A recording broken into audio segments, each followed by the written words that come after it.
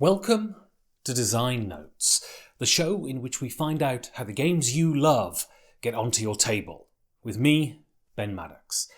In this week's show, I speak to the designer of Saikatsu and Waddle Downtown, among many others, Isaac Shalev.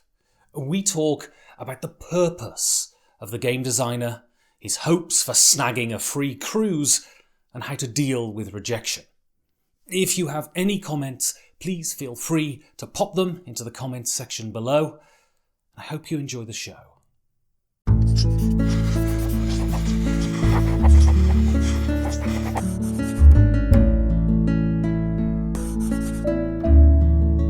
So I'm here with the always erudite Isaac Shalev. Isaac, thank you very much for coming on the show. Thanks for having me, Ben. Great to be here. So my first question is the question I ask everybody, and please, I say this to everyone, please try not to let your natural modesty get in the way of the truth. So when did you realise you were good at what you do? I think that I routinely engage in hobbies by first consuming and then creating. So I'm always interested in how to make the stuff behind the scenes. And I usually find that I'm quite terrible at it, but good enough. So, I learned how to play guitar. I'm not a good guitar player, but I'm good enough to play with other musicians, and then they get to play and I get to be a part of it. I realized with game design that I was good enough when I entered a competition, and the game that I produced, which I wasn't super impressed with, was one of the finalists that was chosen. And I had a conversation with Sen Fung Lim, who was judging the contest.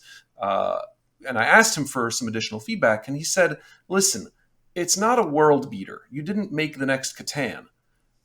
But there's a really interesting game in here in a format that I thought was going to be a terrible game. Like when I first looked at it, I was like, oh, this is going to be brutal. And that's when I kind of knew that maybe I had something here. So, you're someone who has a profession.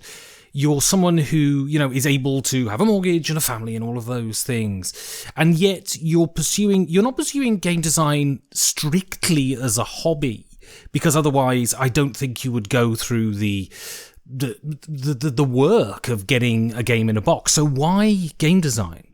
What do you get from it? I really enjoyed games as a kid for a very long time. It was a big part of my upbringing, and I, for a while in my 20s, left them and just I don't know. It wasn't a pursuit that I found others who were interested in, and I sort of had it filed away as, the nerdy stuff you did as a kid, and maybe you're not doing that stuff anymore. And at a certain point, my brother introduced me to a couple of games that he had been playing, and I was like, I really do like this. Why don't I do it more? And so sure enough, I went to the store, I bought 4 games, and was a little taken aback by the cost, but I said, nope, I am doing this, and started playing games a little bit more, and I love them. And I continue to love them, and I continue to find them to be endlessly fascinating, and games are an amazing metaphor for other aspects of life that I'm very interested in. And so designing games is, to me, another way of engaging in something that I really care about quite a lot. And it allows me to engage in parts of my brain, parts of my spirit that don't fit in lots of other places. So I will keep making games because I enjoy the process, and I enjoy the connection that you get with other players when they play your game and they start seeing something of you in the game. So if we look at other art forms, often critics are often the thing leveled at a critic is you just criticize, you can't do it, you go and do it. And sometimes critics do, in other art forms, go and create that art form, and it's usually terrible because there is a difference between consumption and creation. What is the difference, do you think? You're both a player and a designer. What are the similarities in those two roles, and what are the differences? Well, I think, first off, that I play a lot of different roles here. I play as a player, I design, I'm also a critic in the sense that, I've got a podcast and a blog, and so I am regularly reflecting on games. I'm a teacher, so Jeff and I wrote Building Blocks of Tabletop Game Design, and that's really a teaching text as to how to make games. And it's a little bit ballsy of someone like myself without, a top 50 hit on Board Game Geek to suggest that I know how to teach people how to make games. And I certainly can't teach you how to market them. But I don't view this as that you have to find the one way that this speaks to you and embrace that to the expense of all others. I just see this as various ways that I bounce off of gaming as a medium. And I think it's probably true for a lot of people. Nobody looks at a movie and says, well, you can only watch it, but you can't engage in any other aspect. The main split really is the creating part. Who should create? Who gets to create? Why do you create? Or what's the distinction between playing and creating? And honestly, I don't think that playing a game and making a game are anything alike at all. They're wildly, wildly, wildly different things, because creating a game is creating a container for the experiences of others. And playing a game, usually, not all games and but usually playing a game is achieving a goal within that space, irrespective of how others will feel about it. And so I'm sure you have lots of ideas. I'm sure the hit rate of ideas to actual things in a box, I'm sure the ratio is fairly low, right? So what gets you past the initial sort of prototype phase? Do you have to see some potential, or do you have to actually enjoy the game, playing the game you're creating in those early stages? What I find sticks me to a game is, yes, it has to have a spark. It has to have something about it that, you're rubbing two mechanisms together and you get some fire, for sure. And I've become more and more strict about what I pursue and needing to see that, because games that spark early tend to also come together more quickly. They tend to be just better. And it's not always true. Like, there are some slogs that have been worth going through. But yeah, for sure, you have to have that spark. What I can't tell you is whether that spark is in the game or in me or both. So it's really hard to know, even when you bring the game out and have other people test it and so on. The more people you test with, the more the reactions converge. It's sort of an unfortunate thing, but everything becomes beige, because different people are going to react somewhat differently, and some of them may see the kernel and some of them may not, and the specific play that you had may have been better or worse. So ultimately, if I feel strongly that there's something in a game, that's what's going to stick me to it. And I revel in making games for specific purposes. So I'm not trying to make like my white whale. I'm not I don't design for myself as a player. I love designing, aiming towards a goal and saying, okay, what I would like to do is take this video game experience and turn it into a board game for 2 to 4 and 45 minutes that sells for $25. Can I do that? I really enjoy that. And I think I enjoy it because I've only recently gotten to the point where I can execute on it, where I can succeed at that. Yeah. And so it's interesting because in Germany, they don't call them game designers, they call them game authors. There is this feeling that it's much more of a, what's the word I'm looking for? An auteur's act, in a sense. Whereas in America, they're called game designers. Are you of the view that the creation of a game is not this lonely garret drinking absinthe sort of idea, but it's much more of a commercial venture in and of itself?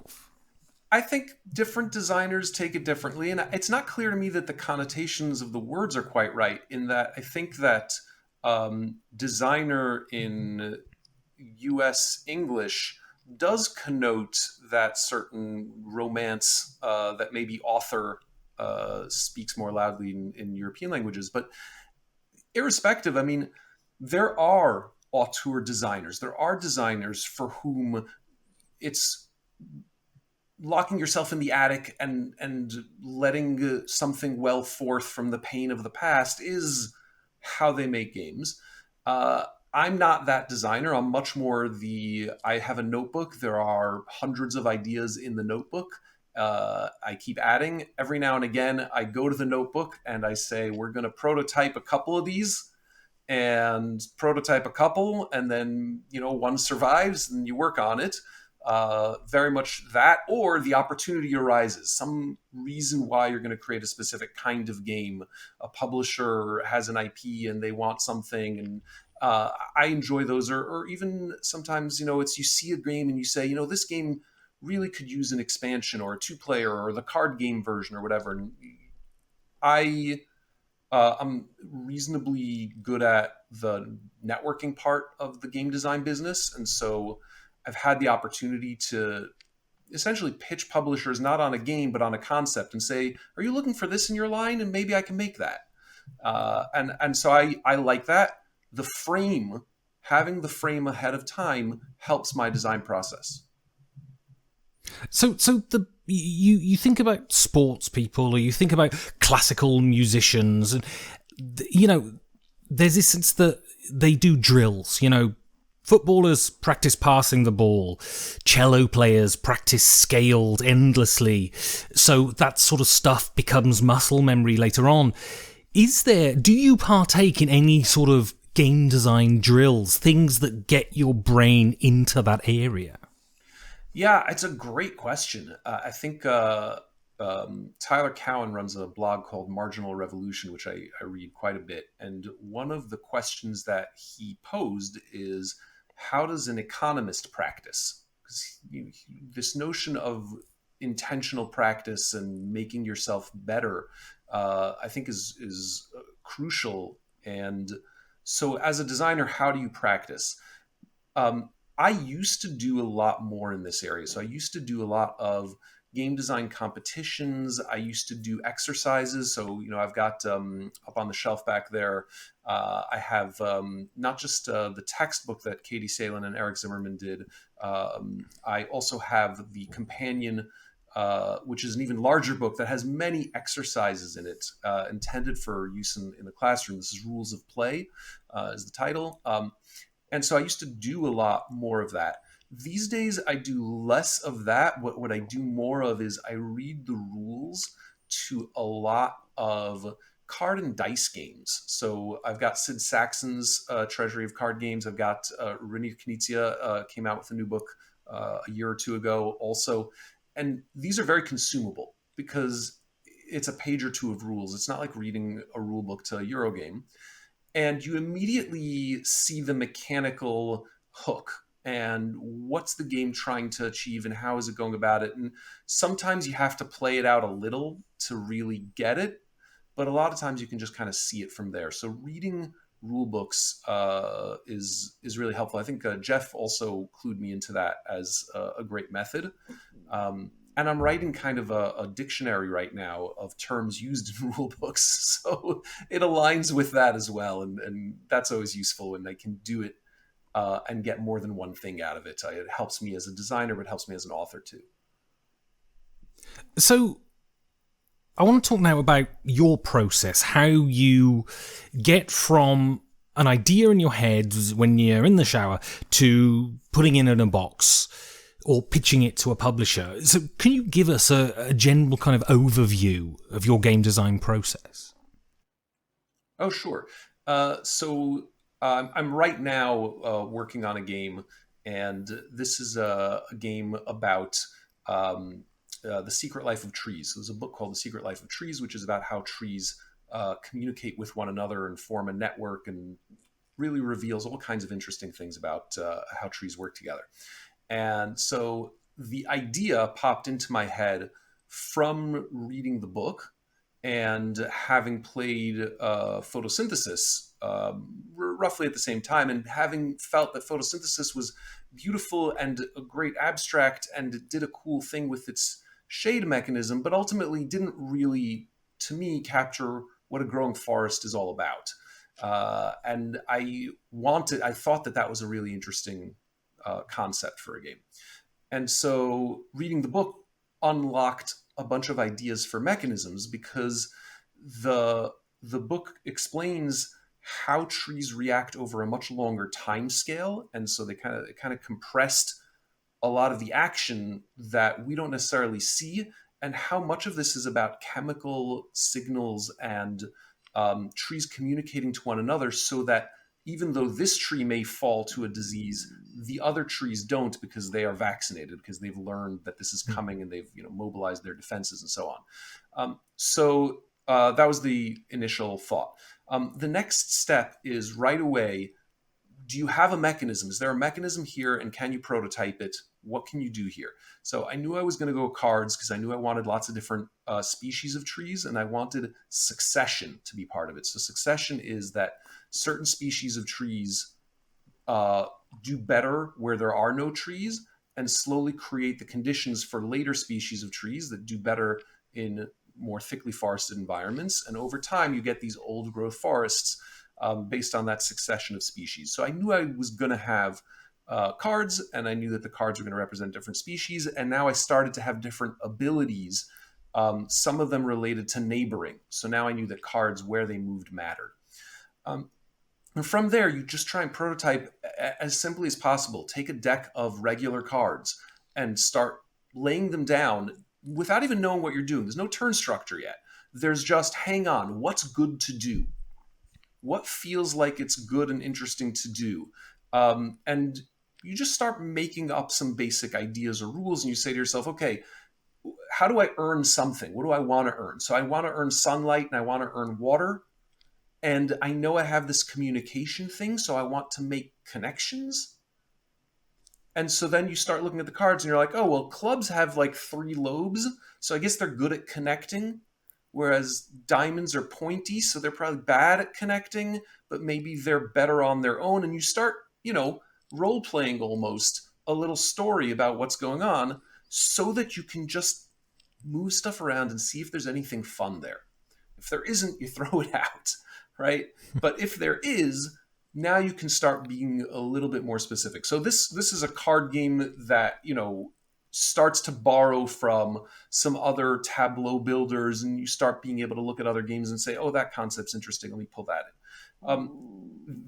There are other times when what I'll do is, like I have a different tableau building drafting game, and we needed a way to draft the cards. So I said, all right, let's just lay them on a grid, and then you'll pick one, right? And that's obviously boring, but you do that for a little, just so that, okay, we have something to start. And then you say, okay, how do I make this more interesting? And again, you pick something. Oh, maybe I have to pick from this row, and then the token moves over, and you'll pick from the next row. Or what I eventually settled on for that particular game is you put a pawn down between 2 cards, and everyone does that. And then you draft, and so you pick up a token as well as a card that it's adjacent to. So you're sort of saying, I'm going to take one of these 2, but which one? And you do that 2 or 3 times, and so on. So that's my process. Pretty iterative. Start real simple and layer on more and more as you go. Usually you're trying to build 2 to 3 subsystems, and that's it. There are larger games, but that's not where I've been focused on lately. And eventually you've got enough that you can take off and land, that the game, you can start, you can deal out the cards, you can tell people, okay, this is how to play mostly. You might have to still role play a couple of bits, right? And be like, I don't know, there's a conflict system. Just do rock, paper, scissors for right now. We're going to figure it out later. But now you won. Okay, great. But once you can get to the place where it takes off and lands, that's when you go to the next prototype version. That's when you go to the, okay, let's collect the cards up in an Excel spreadsheet, run them through Nandeck, produce a real set of cards, etc. So that takes us to that milestone. And then from there, it's a lot of iteration. It's a lot of make that better, make that see what isn't working. Sometimes you have to rip out systems entirely and replace them. But that's certainly the first mile. And so you almost always work with someone else on a game. So firstly, why? And secondly, what do you bring to the partnership? I work with other people on games, first off, because it's really enjoyable. I've been lucky to meet great designers, and it's super fun to see how somebody else's mind attacks a problem. It's one of the only opportunities you'll get to really do that. And especially because this merry-go-round of designers, you can work with lots of different people. You're just going to see a lot of different ways of thinking and working and so on. And I really enjoy that. I also work with others because I know areas that I'm weak at, and I think that we'll make a better game working together. And lastly, also, I'm not an auteur, right? I don't have this like burning vision of what the game must be. And so it's not hard for me to walk away from things that I may have put forward initially. And that flexibility is critical to getting anything out of working in a partnership. What I bring to a partnership as a game designer is, first off, I'm pretty quick when it comes to plugging in new mechanisms. Like, okay, let's just try this. I'm pretty good with that. And I have a pretty exhaustive knowledge of different kinds of mechanisms from the work that I did writing building blocks with Jeff. So I bring that inventory of tools that we could apply. Excuse me. That's one thing I think that is valuable. The second thing that I think I bring is I'm pretty good at and don't mind writing rules. And we'll do it pretty early in the process. I start writing rules as soon as a prototype can take off and land. And so for designers that struggle with rule writing or struggle with capturing the idea and being like, no, wait, it was this. How did we do this? I'm pretty on top of that. And lastly, I'm good at the networking and pitching side of the business. So, when I don't sign a game, I think to myself, nearly always, if I didn't get a game signed, it was the game's fault, because I put it in front of enough people. I got enough opportunities to show it off, and it wasn't good enough, or it wasn't the right fit but usually it just wasn't good enough. And that's helpful, I think, also for a design team to know that you're going to get a shot at this. You're going to be able to meet the people at the publishers that you want to meet, and you're going to have an opportunity to put the game in front of them. And, I can tell you that the hit rate still isn't that high. It still takes a lot of work to make a great game and then find the right home for it. So there's going to be people watching this who are aspirational game designers, who have game designs that they're ready to pitch. And I'm not going to ask you on pitching tips. What I'm going to ask you is, how do you deal with the rejection? Because I assume, as you've just said, the rejection is pretty regular. How do you deal with it? Well, I think there's good and bad ways. The bad way to deal with rejection is to not make the best game you can make. And I think that happens a lot, is that you go through the process and you say, wow, why should I put more effort into this game for so many people to say no? Let me just make something that's got the spark in it and there's something good about it, but, I'm not going to put more into it than that. And someone will want it and find it, and then it'll be worth investing in. And that's a terrible strategy, and I don't recommend it.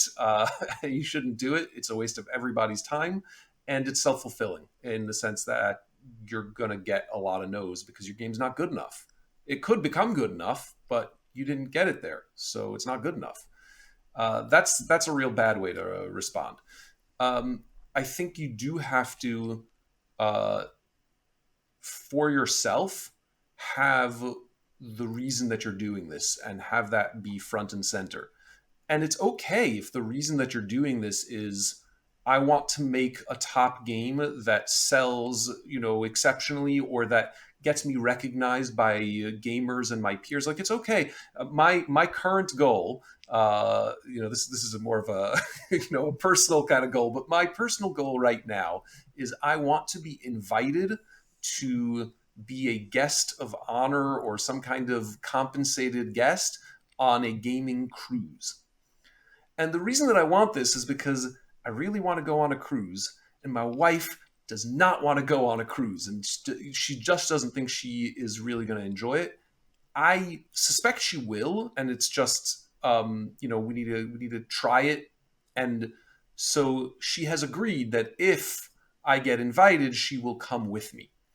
Okay, so now that's my goal. I want to get there. How do you do that? It's not so easy, but it's okay to fail now because now I'm trying. And for me, that's a much better structure to be in than to have it all invested in this game. This game is being rejected. And no, I have a larger goal that I'm going for. And this is one more part of that journey. The other thing is, it's so important, and you won't always get this, but wow, does it make a big difference. If a publisher says that they're passing, or even, in the process of pitching, you sort of get the feeling that it's not really it. It is wonderful to say, hey, it seems like this may not be right for you, or it seems like you may have encountered some elements here that you don't care for. And that's great, and we don't need to spend more time on it. I would love to hear just a sentence of what you found, what was disengaging for you, or what wasn't a fit for you. You get 20 minutes with a publisher, you gain so much more value from the time that the publisher is talking than the time that you're talking. So invite it, even if it means that you're sort of recognizing that, yep, this is a fail, because you're also going to come out of it, not just what you learned. Like, what you learned is great and it's important to learn and you'll get valuable feedback, but you know all that already. Your feeling inside when you leave the room will be aimed at like what was technically the challenge instead of what was wrong with me as a human being who is garbage because he can't make a game that anybody wants to buy, right? And that shift is so important for my mental health. So I hope that's a good tip for all you folks out there who are trying this. So I want to talk about the future now. So what do you have coming up? What Isaac Shalev hotness can we get in our hands? Just released during this COVID period, so it could have been any time between yesterday and 13 months ago, and hard to say exactly when. I did a game with Raf Koster, who some folks may know from his video gaming background. The game is called Waddle Downtown. It is a game of delightful penguins who are exploring abandoned cities. It's kind of funny. It wasn't intended to be abandoned cities, and then COVID hit, and everyone who played it is like, oh, I get it. Nobody is out, and so the penguins are going to all the restaurants and the shops and the museums and so forth. And I was like, totally intentional.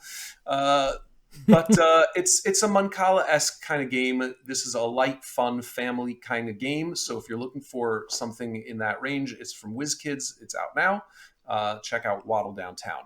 I also have been working with Matt, my longtime co-designer, on a Saikatsu relaunch. And this is the first time that I am talking about it on a show, in public, in anything. We're working on a Saikatsu relaunch, and that's going to include new solo modes, which we have been doing. And if folks are interested in participating in playtesting for new solo modes, go to the Saikatsu Board Game Geek page, and in the forum over there, you can find out how to sign up.